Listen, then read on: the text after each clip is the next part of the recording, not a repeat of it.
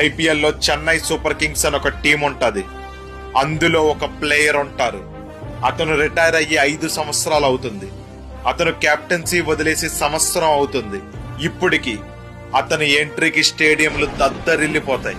37,000 మంది కెపాసిటీ ఉన్న స్టేడియంలో అతన్ని చూడడానికి 3 లక్షల మంది క్యూలో ఉన్నారంటే అర్థం చేసుకోవచ్చు ఆ క్రేజ్ ఎలాంటిది అని. అందరూ మా ప్లేయర్ 50 కొట్టాలి, 100 కొట్టాలి లేదా 6లు కొట్టాలి అని చూస్తారు. కానీ ధోని ఫ్యాన్స్ మాత్రం అతను జస్ట్ బ్యాటింగ్ కి వస్తే చాలు అనుకుంటారు. He has given dum everything. ICC trophies, IPL trophies అన్ని ఇచ్చేశాడు. ఇంకా వాళ్ళు కొత్తగా చూడాల్సింది ఏమీ లేదు. ధోని ఆడినంత వరకు చూసి ఎంజాయ్ చేయడం తప్ప. జనరల్ గా బెంగళూరులో గానీ ముంబైలో గానీ మ్యాచెస్ అవుతున్నప్పుడు వాళ్ళ టీం జెర్సీస్ తప్ప వేరే ఏ కలర్ కూడా కనిపించదు. కానీ వాళ్ళు సిఎస్కే మీద ఆడుతున్నప్పుడు కథ మారుతుంది. స్టేడియంలో సగానికి పైగా జెర్సీలు ఎల్లో కలర్ లో ఉంటాయి. ఆ జెర్సీ వెనక మహేంద్ర సింగ్ ధోని అని రాసుంటాయి. వాళ్ళకి ఏవే మ్యాచెస్ ఫీలింగ్ అనేది తెలియదు అనుకుంటా.